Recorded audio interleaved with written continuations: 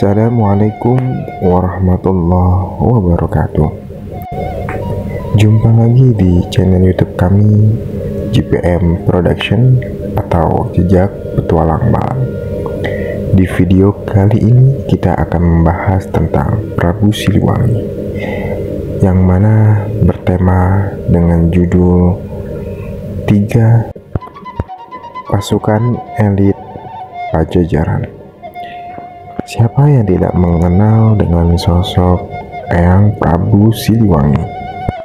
Beliau adalah sosok Prabu Siliwangi yang mempunyai tekad nyali yang begitu luar biasa sehingga disegani dan paling kuat di daerah Nusantara.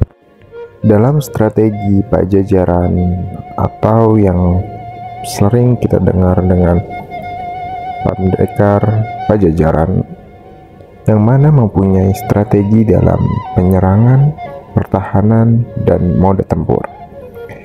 Pajajaran dipimpin oleh Sri Baduka Maharaja atau yang biasa dikenal dengan sapaan Prabu Siliwangi. Prabu Siliwangi pun memiliki ide yang cemerlang yang begitu luar biasa, memiliki 3 pertahanan yang elit untuk masa kejayaan Pajajaran. Dikutip oleh buku karangan dari Hitam Putih Pajajaran, yang mana membahas dari kejayaan Pajajaran hingga runtuhnya Pajajaran, yang ditulis langsung oleh Ferry Taufik El Jakuni. Prabu Siliwangi memiliki taktik dengan menunjukkan siksa kanda karesian sebagai bentuk suatu aturan dalam negara dan menciptakan keadilan dalam konteks kitab tersebut, yang mana telah tersebar luas oleh masyarakat Sunda.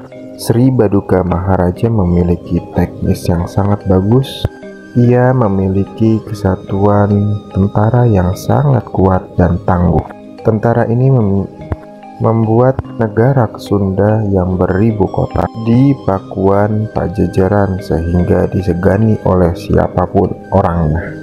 Pada cerita Parahayangan menceritakan bahwa adanya unsur beberapa jenis dalam kesatuan tentara Pajajaran. Kesatuan tentara Pajajaran mulai Bayangkara yang bertugas sebagai penjaga keamanan, kemudian prajurit Pamarang yang mana ditugaskan untuk bagian penyerang dalam ahli pada pedang, dan Pamanah artinya pasukan elit yang bertugasan untuk memainkan pemanah di bawah komando Hulu Jurit, yang mana pasukan untuk mampu bersatu padu dalam menyelesaikan permasalahan yang terjadi di negeri Pajajaran.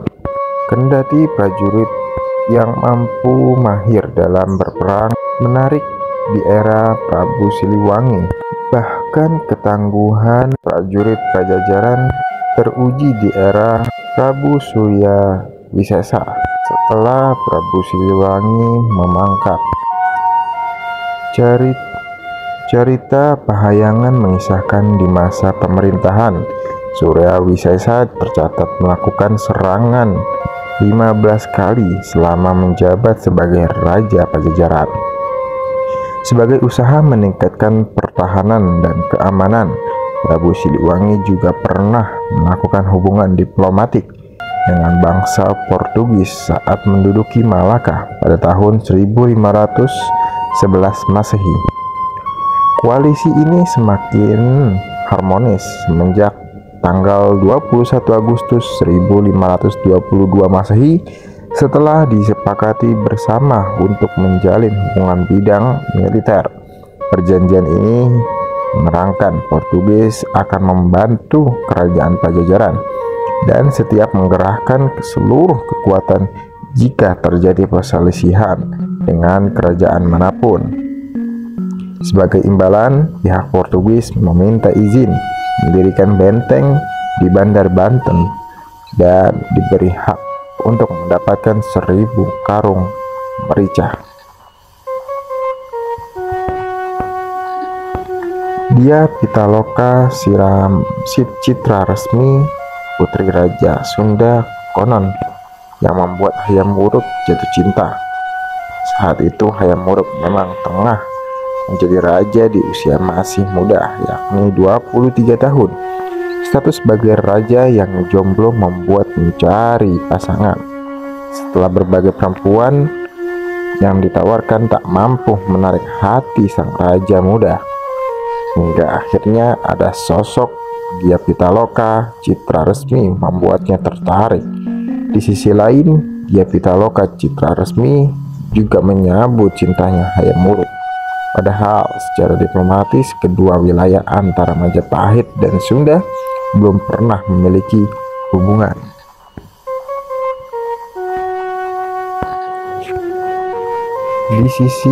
Di sisi lain pun, Prabu Siliwangi memiliki 3 ajaran yang memiliki falsafah hidup. Hal itu diterapkan hingga Sri Baduka Maharaja sangat masyhur. Pada zaman Prabu Siliwangi, kala itu masyarakat sudah mengenal dengan nama agama ataupun kepercayaan. Aliran yang terkenal pada zaman Prabu Siliwangi adalah Jati Sunda. Di dalam ajaran Jati Sunda tersebut mengenal 3 falsafah hidup yang dianut pada zaman itu. Falsafah hidup itu dikenal dengan sebutan Tri Tangtu Dibuana. Dalam ajaran Jati Sunda dikenal falsafah Tri Tangtu Dibuana, yakni pertama falsafah Rama. Rama juga bisa disebut atau bisa dikatakan sebagai pendiri, kepala kampung, dan kepala desa. Tugas seorang Rama dalam Tri Tangtu Sunda Buana adalah membimbing dan melayani semua keperluan rakyat. Yang kedua, falsafah Resi. Falsafah Resi bisa juga disebut atau dikatakan Andito atau Cipaku. Tugas Resi adalah membimbing juga mendidik rakyat menuju kepada jalan Tuhan. Ketiga, falsafah Ratu. Falsafah Ratu bisa disebut atau dikatakan Dharma Raja, Prabu atau pimpinan seluruh rakyat. Tugas Ratu Dharma ataupun Dharma Raja ini adalah memimpin dan membuat kebijakan yang berhubungan dengan rakyat. Bagaimana kisah selanjutnya daripada cerita keturunan serta Prabu Siliwangi, Pajajaran, Kian Santang, dan seterusnya? Simak videonya di part selanjutnya. Terima kasih telah support channel kami. Wassalamualaikum warahmatullahi wabarakatuh.